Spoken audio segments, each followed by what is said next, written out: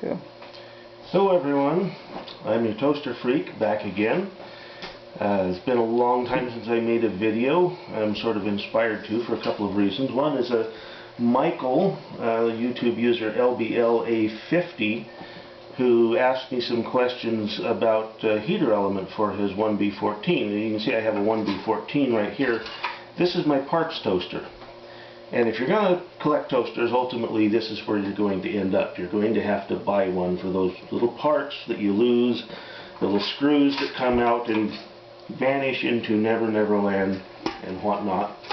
And I have an assistant today that you can't see because she's behind the camera, and she is making me look good, theoretically. See how that works out. In the past I made a number of videos about the 1B14, and they're really far too long. You could learn everything that you need to know in just a few minutes if I made a good video, but you know, I was just starting out and incompetent, so that's what you get. But in addition to that, I would like to mention a new subscriber, Bob Muir, I hope that's pronounced correctly, from the UK, who is finishing up his final year. I had to make notes so I could remember something because honestly I can't remember much. His final year at Northumbria School of Design, which is among the top 5 schools of design in Europe. And he is doing a major project on repairing rather than replacing things with a concentration on small appliances. And he wanted to converse with me about his project.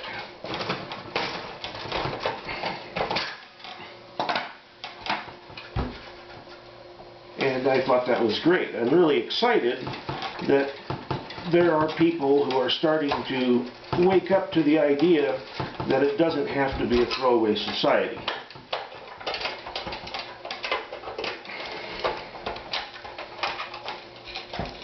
Now you can see we're already down here. Here's the reason this is a parts toaster. Broken. And this one has a bad element in it because in a previous exploration I had managed to destroy a heating element. And so I looked until I found a toaster that was damaged on eBay, and I purchased it. And then I took the two and made one really good one. Now in order to clean these things, as I've said before, you're going to have to get the shell off. There's no way around it. And it's a bit tricky to do this without really causing a lot of trouble. And the best way that I've found is to get it up here on your hand and get that shell wiggled off. And you might have to fiddle around with it. If you get it right, you can get it off in just a few seconds. Obviously, I'm not getting it right.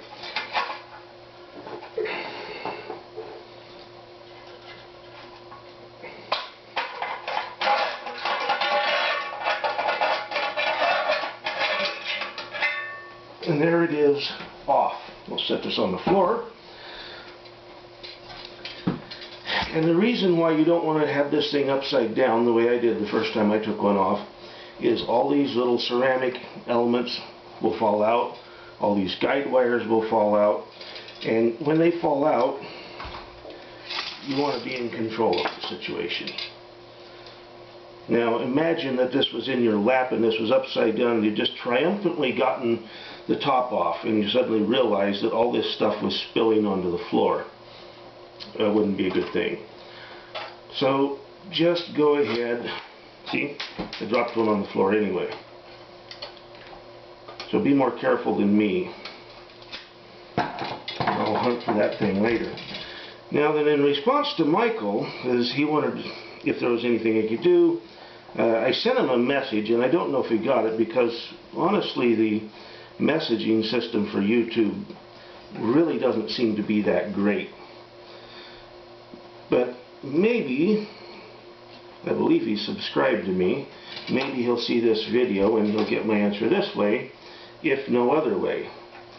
So the elements in a 1B14 are all the same, and it wouldn't surprise me if these elements are the same clear back to a 1B9. Very likely into a 1B12. I know they changed the element design somewhere in the 1B14 product cycle.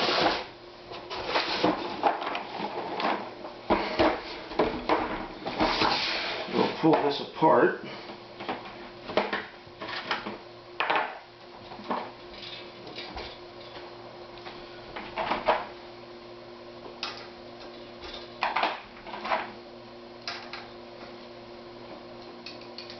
If I was doing things right, then I would have already had the proper wrench selected. I'd have a little sandwich bag to put those parts in, but we're okay. We'll survive. The first step is to get this cord loose.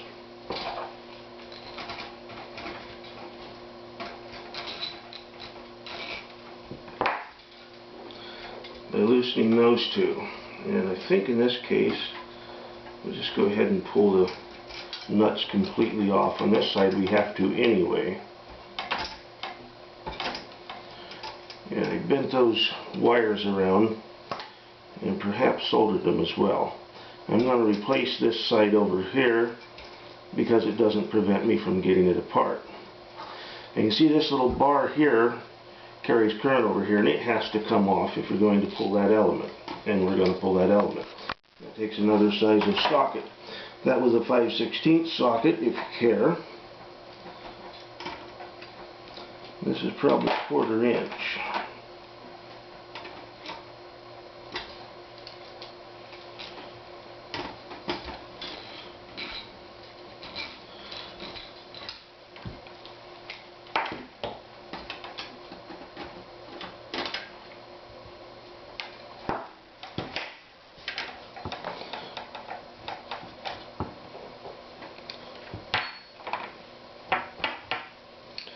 Now when you take off this second one, you have a little bit of a problem in that this is just a screw head. And apparently, you have to go with a deep well.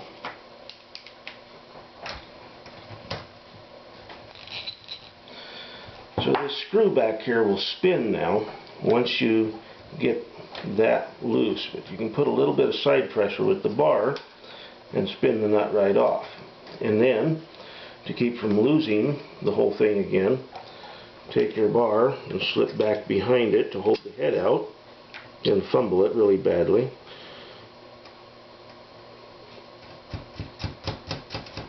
And spin that nut back on. Okay, now that's good enough for what we're doing. We'll put that keeper back on, put this nut back on.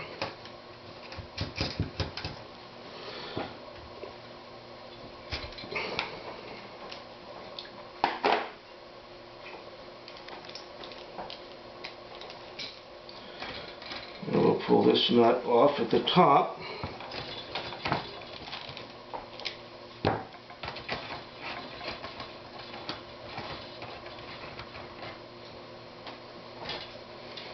We've got a nut just like it on this side.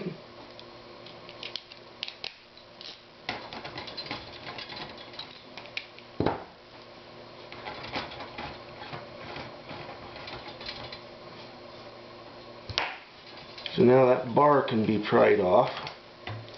We'll take this bar off first, and then that bar. Take this nut off down here.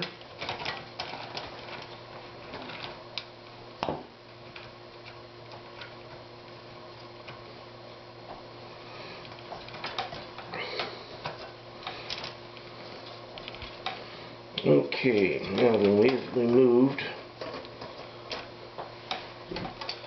most of the stuff here. Now then, I'm just going to kind of cheat that element up. Pull it out. Now you have the element out. Now this is a bad element. You can see the little broken spot in it right here. And I tried to repair on that, which didn't work out. Well, my current recommendation on this is just get another element. Now, as far as I know, all of the elements are the same. So, Michael, this may be your element if you want it. I'd give it to you for $5 in shipping. Anybody else who needs some parts, just contact me and we'll work something out. Obviously there's not an inexhaustible supply of this stuff, but everything here is pretty much irreplaceable if you want the actual original item. Now we'll set this 1B14 off to the side for a little bit and we'll talk about eBay a little.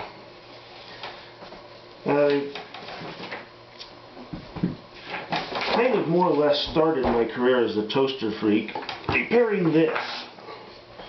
This is a Sunbeam W2 waffle iron, which is a large, incredibly well made iron. We use this every time we make waffles. But one day it stopped working right, and I started looking into repairing it or replacing it, and I discovered a site called Toaster Central, where I discovered that these are actually quite valuable to some people, and I got in the habit of fixing things. This handle was missing off of it when I got it, and well, not when I got it, when my wife got it actually. And I put this piece of wood on there, at least as a temporary, if nothing else, solution. It's better than nothing, but it's not right. And recently, I got a chance to buy another one off of eBay that looked very nice. It's not the way it came, though. The handle's broken because it was put into a tiny shipping container wrapped with a tiny bit of bubble wrap and thrown out. And it came with this nice little note saying thank you for your purchase and I hope you enjoy it. Yeah, we enjoy it a lot. So this gives me the opportunity, since I have a few pieces of this left, I'm going to attempt in the future to reconstruct this handle out of a product called JB Weld, and we'll see how that works out.